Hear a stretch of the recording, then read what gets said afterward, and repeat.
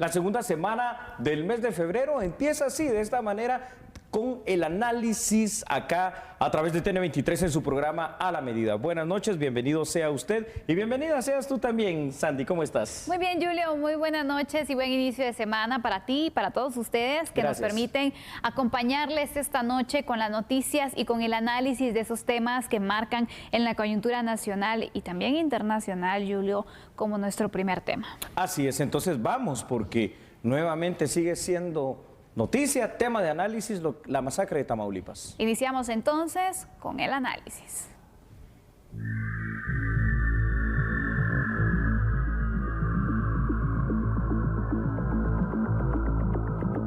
Han habido solicitudes que han llegado en la delegación de San Marcos. Nuestra primera gestión fue nombrar de forma inmediata una delegada en San Marcos, porque la unidad se encontraba acéfala al momento que nosotros tomamos posesión. Y giramos instrucciones para que exista una persona idónea y que le pueda brindar esa ayuda a los familiares que la necesiten. Como es este caso, ya iniciaron las solicitudes y nosotros al momento de tener un dato oficial que esa facultad le corresponde al MINEX, nos lo va a trasladar para nosotros iniciar los procedimientos administrativos para apoyar a las familias de los migrantes, que sería del traslado de los cuerpos hacia sus comunidades, que es la competencia que tiene CONAMIGO. Pero, ¿qué le parece a usted? Porque ahora estamos hablando de los peligros nuevamente de esto de la migración y de los peligros, por supuesto, que los menores de edad se encuentren inmersos dentro de la misma. Y sobre todo, Sandy, que ahora estamos hablando de que al menos un menor de edad está en este tema de la masacre. Es decir, imagínate, por eso lo decimos una y otra vez, de sueño americano, quitémosle ese epíteto, es la pesadilla americana.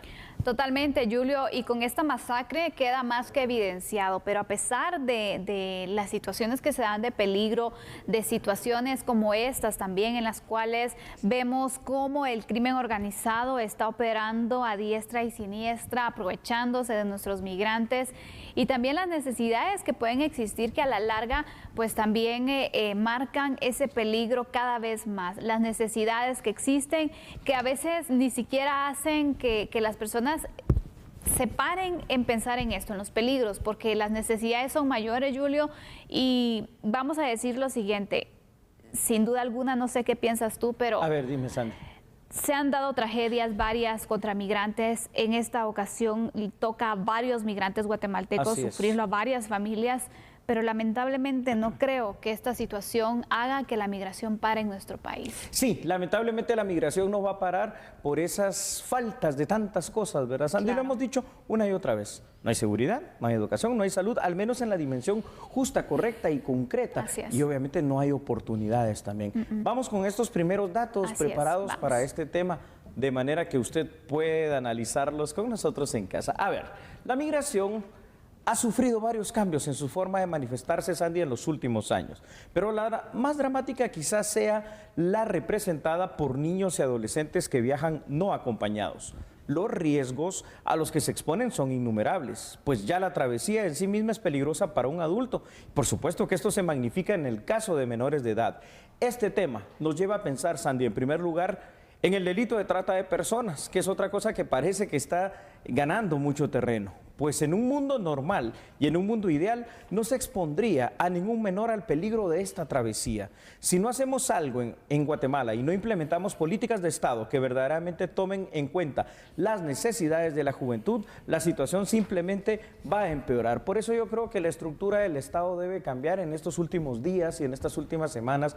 Estos temas que llevan, por ejemplo, a la violación de menores de edad, a la muerte de menores de edad a través de femicidios, a la muerte ahora de jóvenes y adolescentes en este tema de la migración, nos lleva a hablar una y otra vez, Sandy, sobre la situación de que se necesita una política de Estado, pero una política de Estado que no sea de papel. Se necesita una política de Estado que verdaderamente se vea reflejada en situaciones que le brinden a la juventud la oportunidad que tanto necesita. Una política que sea ejecutable, porque vemos que el papel aguanta con todo, pero lo que queremos son acciones. Y ante este punto, Julio, vemos entonces las distintas realidades que existen en nuestro país. Y tal vez usted dirá, distintas, debería existir solo solo una. El ideal debería ser ese, que existe una sola realidad, donde los jóvenes tengan oportunidades para seguir adelante, para estudiar, para trabajar. Pero aquí también vemos las dos clases de jóvenes que existen en nuestro país. Así es. Los que tienen las oportunidades y los que no las tienen y que tienen que buscar la forma, incluso arriesgando su vida, de poderla lograr.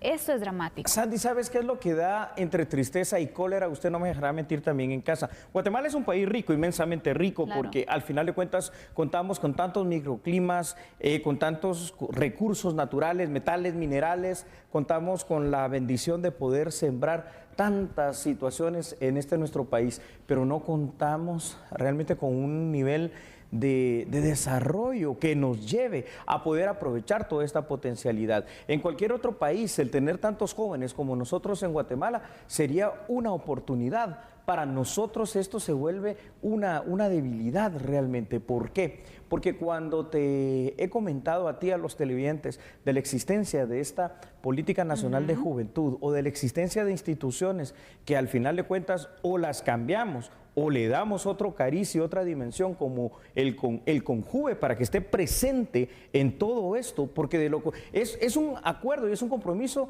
de los acuerdos de paz, pero vemos que no está funcionando para el 33% de la población. Entonces, ¿qué hacemos, Sandy?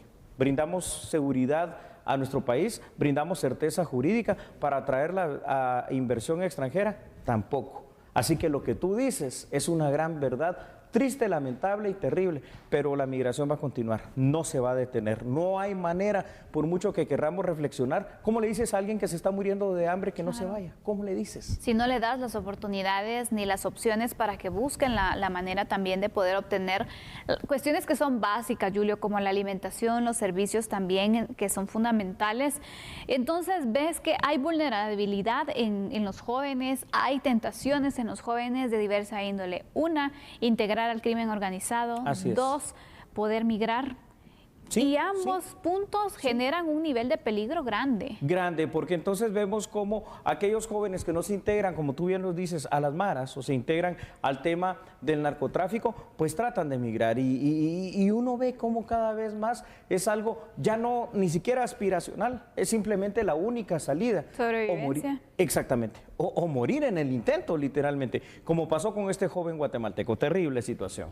Difícil, Julio. Vemos que la trata de personas es uno de los peligros que acecha a los jóvenes, pero también hay otros peligros que yo quisiera que tú nos pudieras ampliar, Julio, por favor. Claro que sí, Sandy, con mucho gusto. Veámoslos en pantalla, estos datos están hechos para usted. Sandy, a nadie escapa esta situación, porque tú lo dijiste bien, la trata de personas es un peligro. Pero dentro de los demás peligros rumbo a ese sueño americano, pues encontramos que los jóvenes son víctimas fáciles, se ven expuestos a todo tipo de abusos, a todo tipo de maltratos, hasta de carácter sexual, donde pueden ser vulnerados en su integridad física.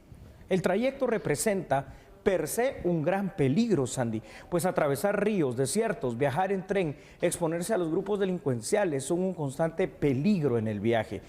Es una clara señal de alarma que deberá investigarse para determinar la causa del por qué tantos niños están yendo solos en busca del sueño americano. A ver, tú lo decías en alguna ocasión, muchas veces es porque algunos padres quieren volver a integrar a la familia. Hombre, pero esta es de las peores formas en que puedes integrar a la familia.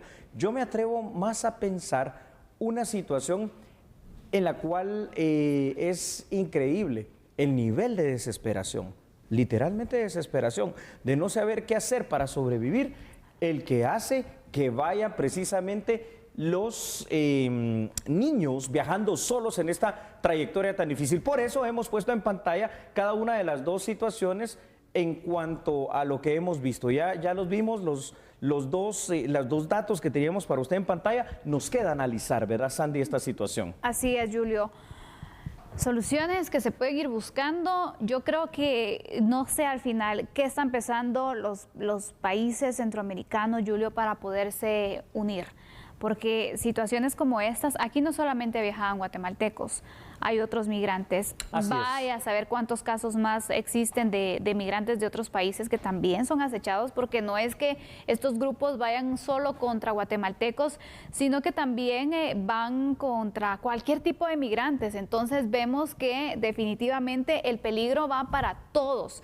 Y en este caso es necesario que las autoridades de los países centroamericanos puedan buscar una solución en conjunto, que puedan unirse, que puedan de verdad intercambiar incluso experiencias, Julio, buscar la manera de ya no ser solo un país, sino verse como un bloque, que lo hemos hablado en otros temas como los económicos, pero la migración es un tema que también nos compete a todos los países de la región.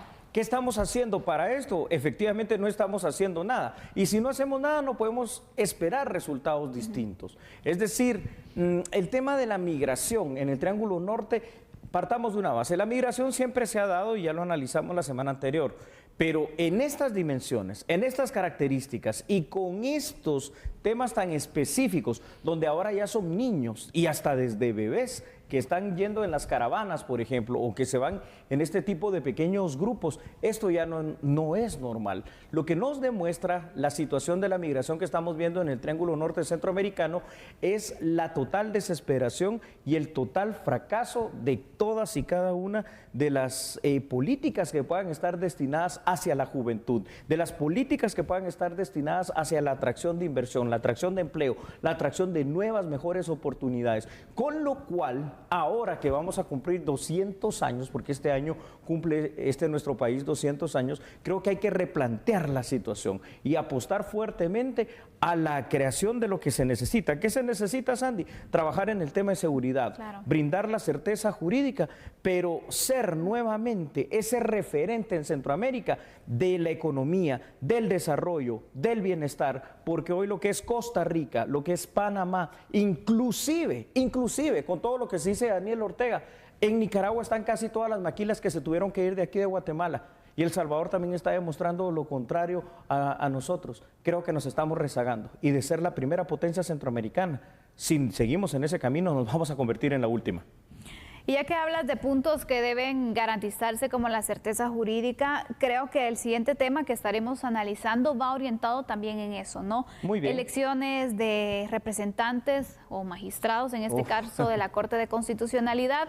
Vamos a analizar entonces cómo marcha el proceso y también cuáles serían esos perfiles idóneos. Yo a este punto ya no le tengo ninguna confianza a todos estos procesos, pero por supuesto que con mucho gusto lo vamos a analizar. Por favor, le pido algo, no cambie, recuerde que somos a la medida.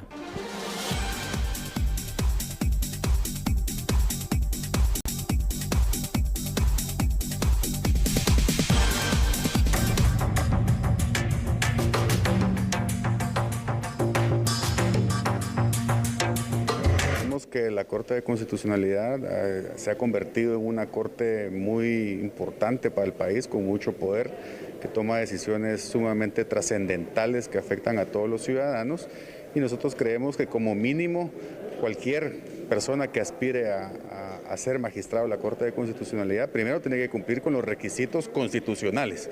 Pues mire, un profesional del derecho que cumpla con todos los requisitos establecidos en la ley, en la Constitución Política de la República, eso es lo básico y lo fundamental.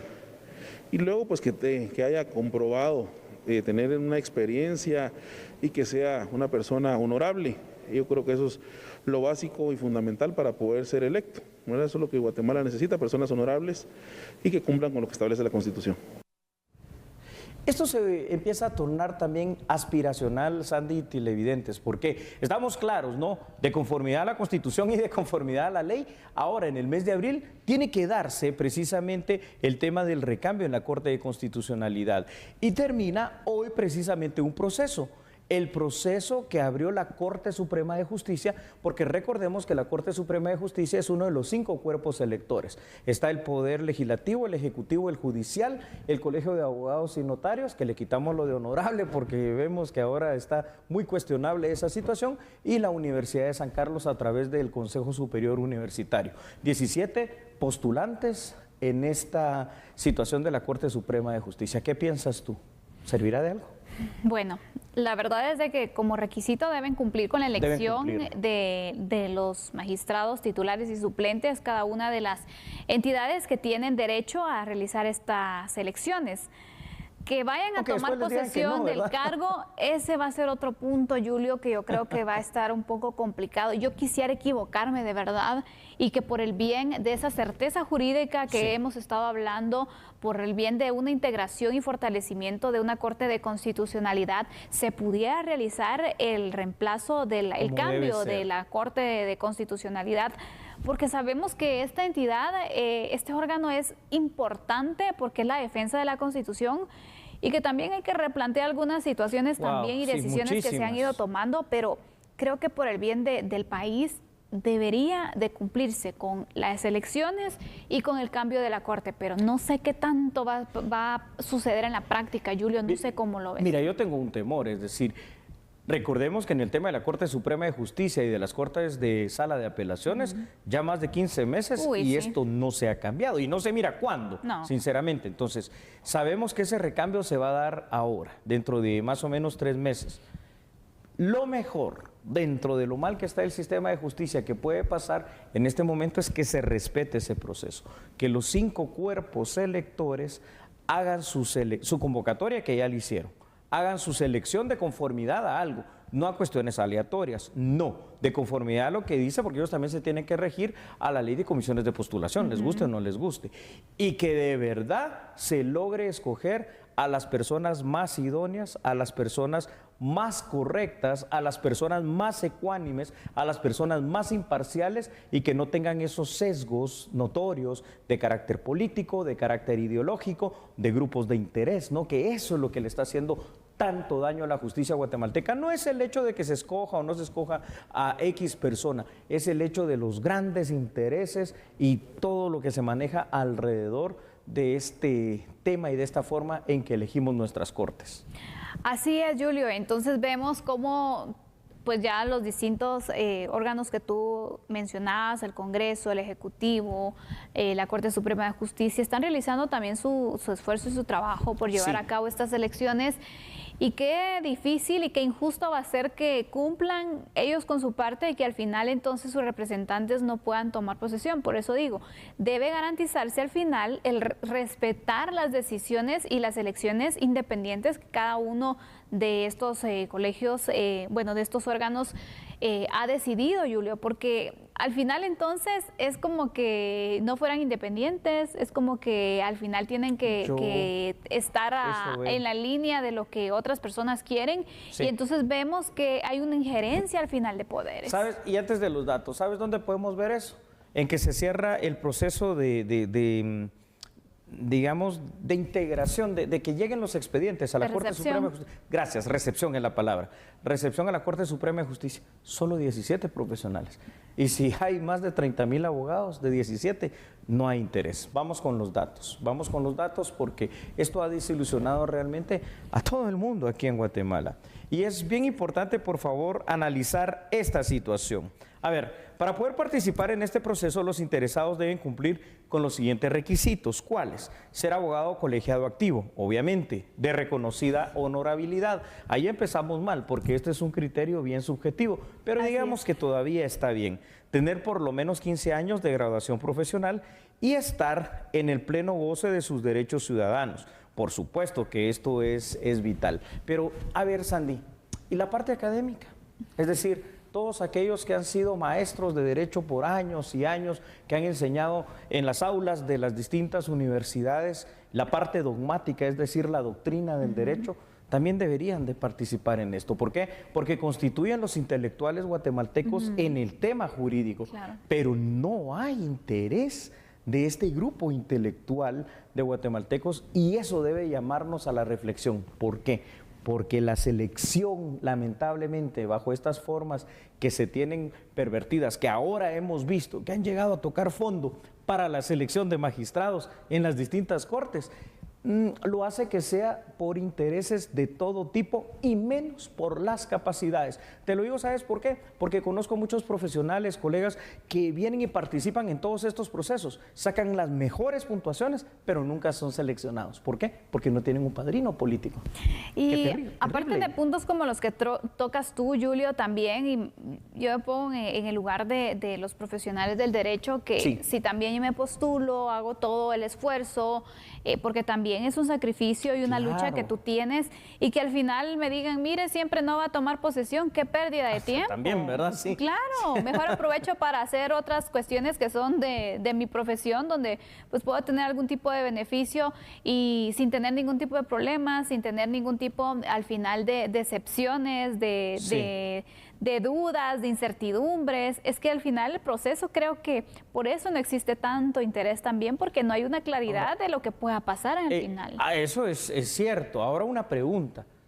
Pero ¿estamos seleccionando realmente a los mejores? ¿O estamos nuevamente en una situación tan lúgubre aquí en Guatemala que están llevando sus expedientes poquísimas personas y en lugar de estar seleccionando al mejor, estamos seleccionando el menos malo? Y resulta ser que el menos malo después tiene un montón de tachas, de situaciones, de intereses que no le gustan a unos y a otros, y estamos poniendo en grave riesgo la certeza jurídica que en Guatemala ya no existe. ¿A qué corte le vamos a creer si la Corte Suprema de Justicia lleva 15 meses más en funciones? La Corte de Sala de Apelaciones, lo mismo. Y la Corte de Constitucionalidad es la que ha fomentado esta cuestión. Quiere decir, Sandy, que el tema de la justicia constitucional va a tener que cambiar. ¿Cómo? Te preguntarás tú. La reforma constitucional debe llevarnos a lo siguiente: 3 poderes de Estado porque somos república presidencialista. La Corte de Constitucionalidad va a tener que pasar a ser, y eso sería lo mejor para que no se constituya un suprapoder, una cámara más de las 4 cámaras que ya existen dentro de la Corte Suprema de Justicia. Pero, Sandy, por supuesto que esto no lo van a hacer si ni siquiera estamos preparados para un recambio, ¿verdad? Porque aquí los intereses pesan más que el derecho.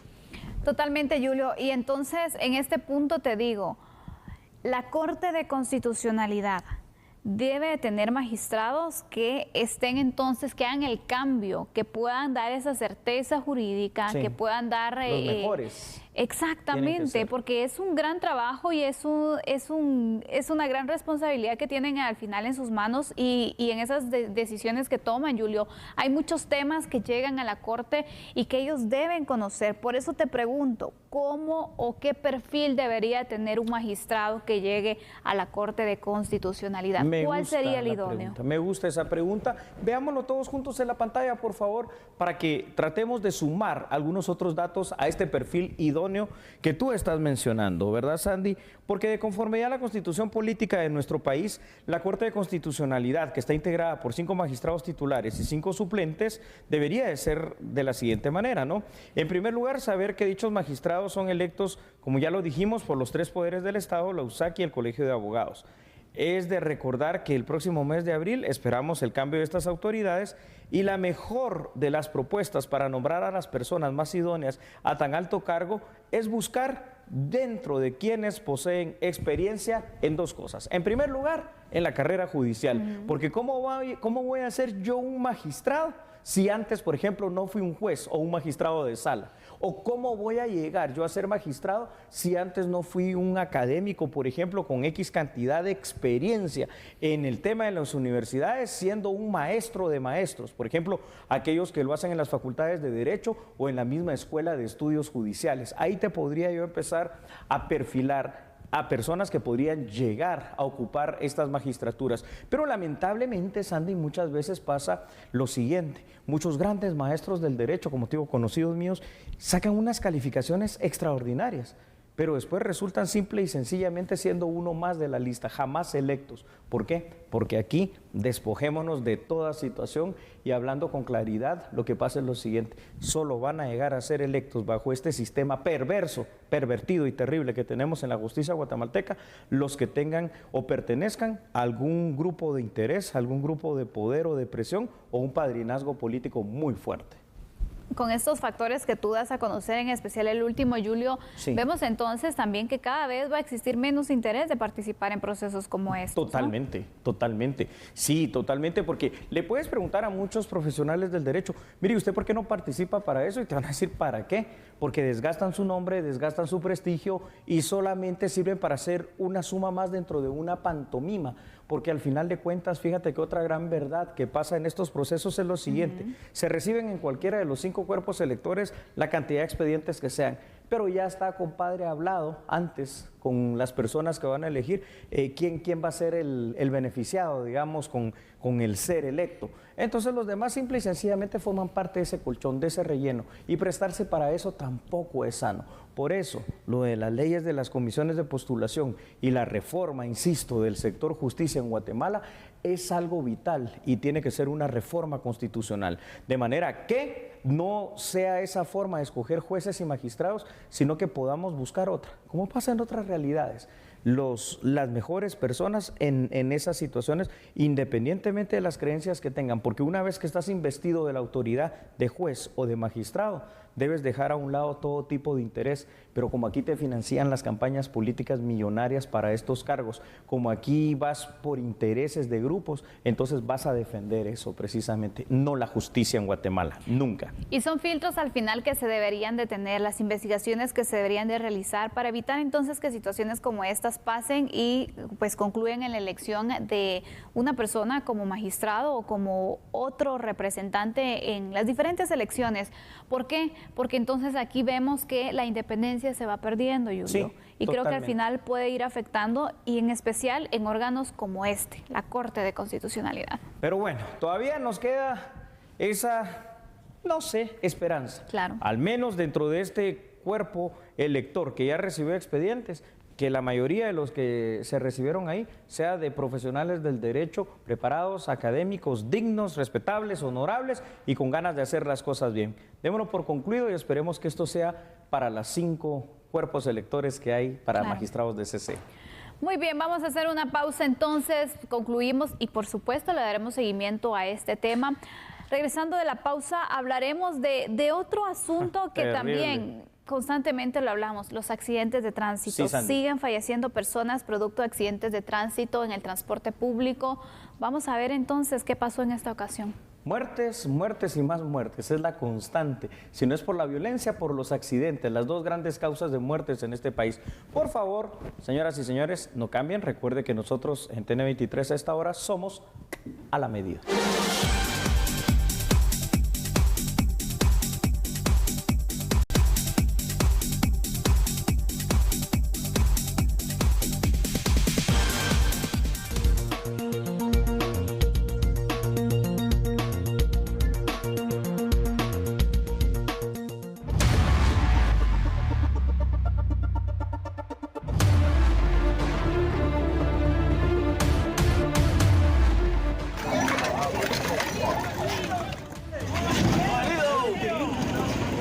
Un autobús de transporte Sultana salió a las 2 de la mañana del municipio de San Antonio, Suchitepeques, y se dirigía hacia Senmasur. Recogió a varios pasajeros en el camino. La mayoría de ellos eran personas que trabajaban en la ciudad de Guatemala. De pronto sucedió lo inesperado.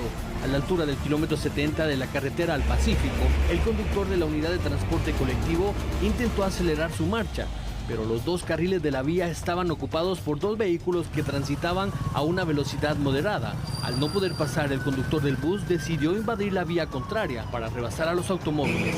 Sin embargo, colisionó de frente contra un tráiler. El impacto fue tan fuerte que 4 personas resultaron fallecidas de forma inmediata, entre ellas el conductor del tráiler, identificado como Magdaleno Chávez, de 62 años de edad. También perdieron la vida Everotomiel Soto, de 42 años, piloto del autobús, y su hijo José Daniel Uriza, de 18 años, que trabajaba como ayudante. Una cuarta víctima no identificada que viajaba como pasajero murió entre los hierros retorcidos. Además, 21 personas lesionadas fueron trasladadas a diversos centros asistenciales. Fue ardua la labor de los cuerpos de socorro para trasladar a más de 20 personas hacia los centros asistenciales del departamento de Escuintla. Posteriormente se utiliza equipo hidráulico para extraer a las víctimas mortales de este percance. Posteriormente el cuerpo de bomberos voluntarios y también pues algunas ambulancias de la municipalidad del sector trasladan hacia pues, los centros asistenciales a más de 21 personas lesionadas.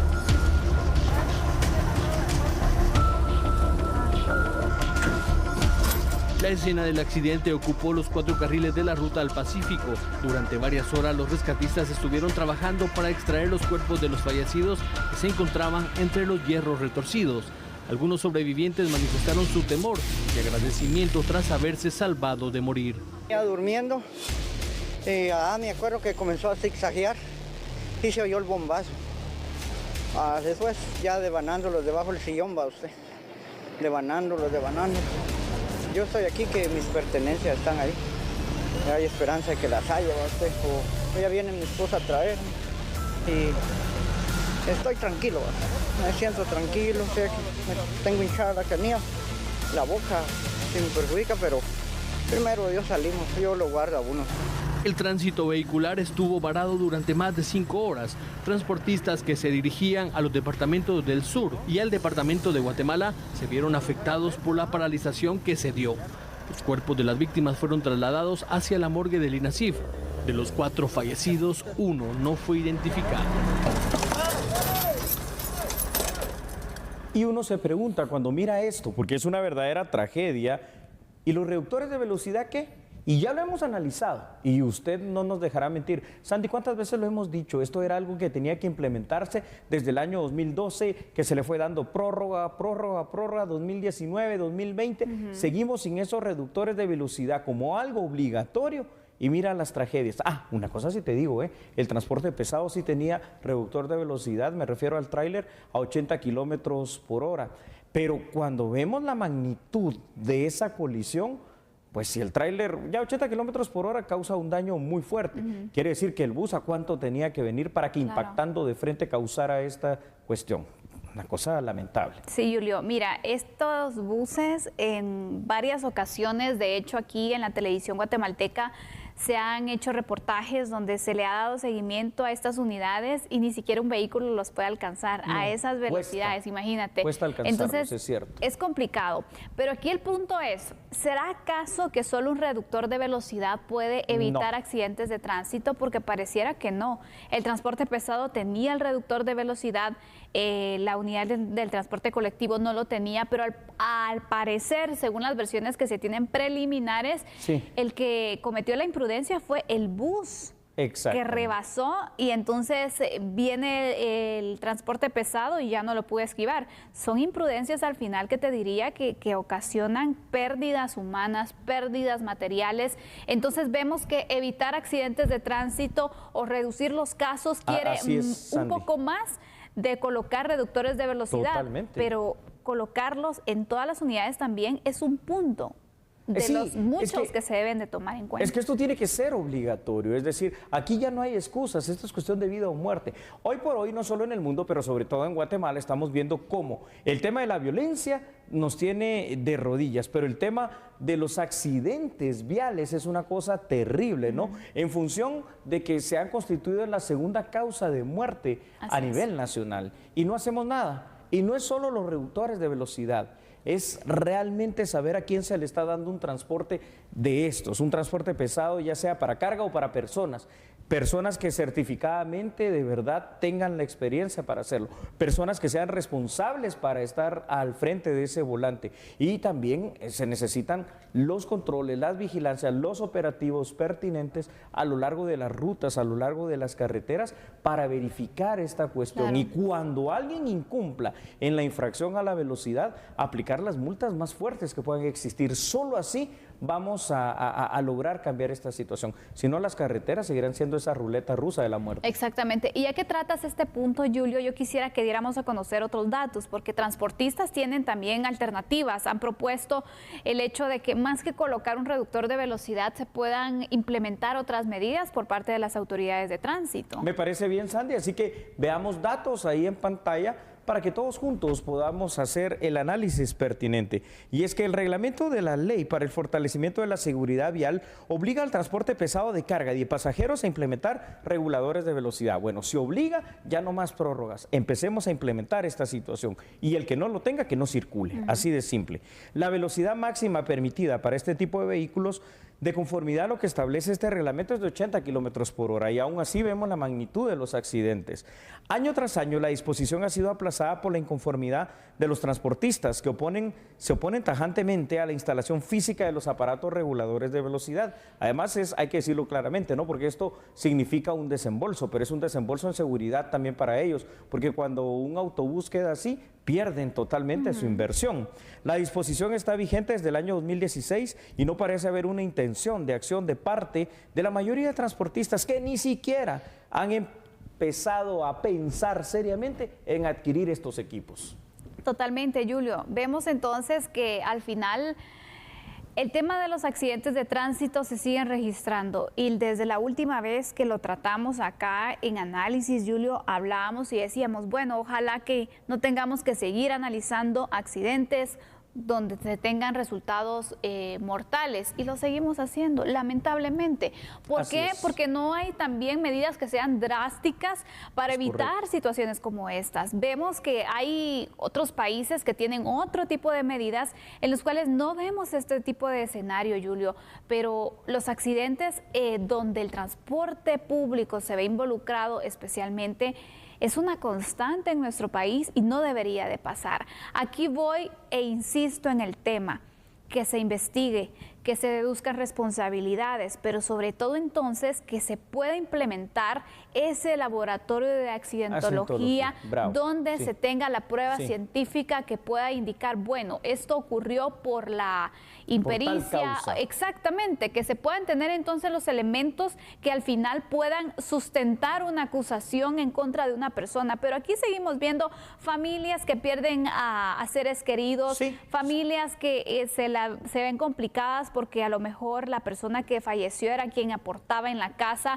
familias que siguen esperando justicia y que lamentablemente mientras no se tomen decisiones drásticas, esa justicia no va a llegar. Totalmente de acuerdo. La imprudencia, la negligencia y la impericia o la mezcla de 2 o 3 de estas nos tienen así, en esta situación, enlutando a familias. Vamos con otros datos, por favor, que son importantes también para el análisis. Los transportistas sugieren el uso de métodos diferentes a los reguladores de velocidad por parte de las autoridades de tránsito y de transporte para verificar el cumplimiento de la norma. Por ejemplo, los transportistas proponen que las autoridades de tránsito apliquen los fotovelocímetros para sancionar a quienes infrinjan las disposiciones y que apliquen las multas correspondientes. Recordemos que no solo en Guatemala, sino en el mundo entero, los accidentes de tránsito son la principal o una de las principales causas de muerte. Es necesario que exista una capacitación de pilotos y un control serio para que exista una aplicación exacta de lo establecido en la ley y en el reglamento de tránsito. Yo pienso que inclusive los problemas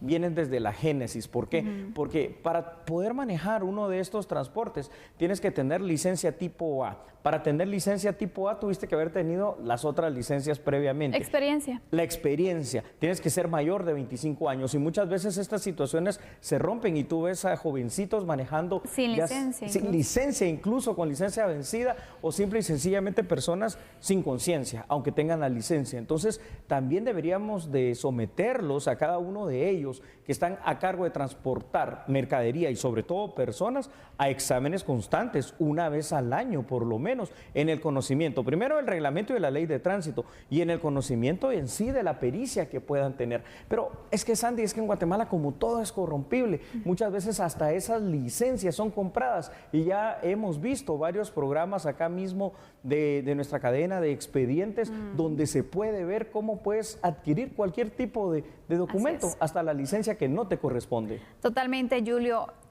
Puntos también que son necesarios retomar, ya no ser permisivos.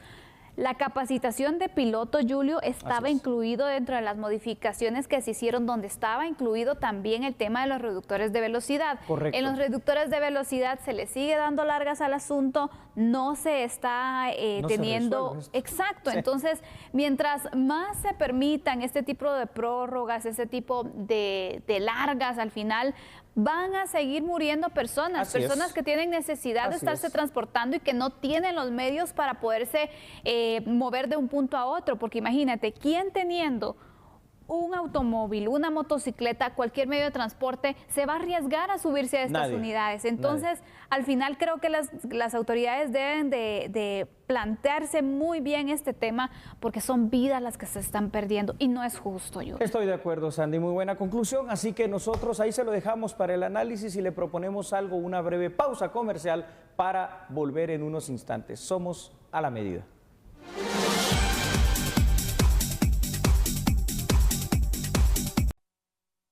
Y regresando al ámbito nacional, el Ministerio Público implementó un centro de bienestar respiratorio en sus instalaciones.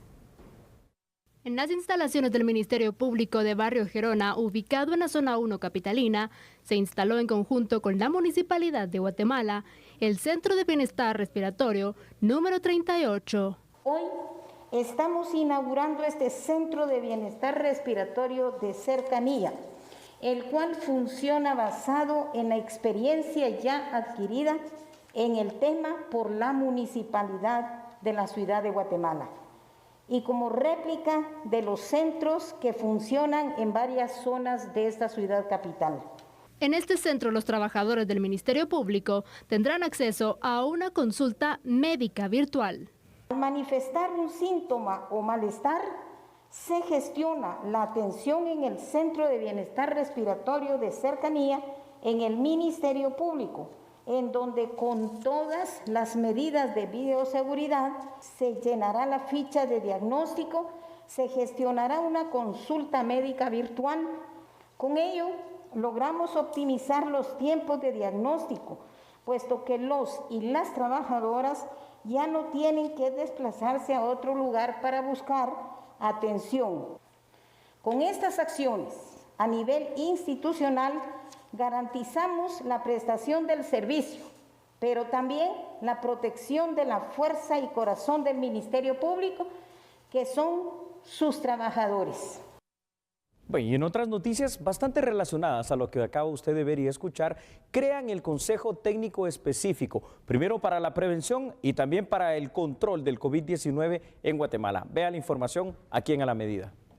Bajo el acuerdo ministerial 28-2021, de fecha 5 de febrero, el Ministerio de Salud creó el Consejo Técnico Específico para Prevención y Control del COVID-19. El acuerdo señala en su artículo 1 que el Consejo Técnico Específico para la Prevención y Control del COVID-19 dependerá directamente del despacho ministerial y que para su efectividad realizará sus funciones de conformidad con lo establecido en el presente acuerdo.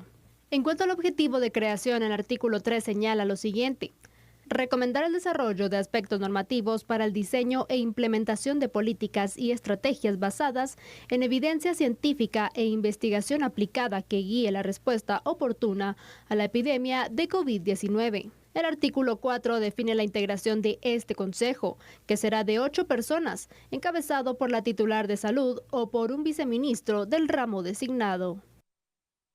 El Consejo se reunirá de manera ordinaria una vez por semana y de manera extraordinaria cuando se considere necesario a solicitud del despacho ministerial. El Consejo se constituye por el tiempo que la epidemia de COVID-19 continúe declarada en el territorio nacional. La presente disposición legal empieza a regir a partir de hoy.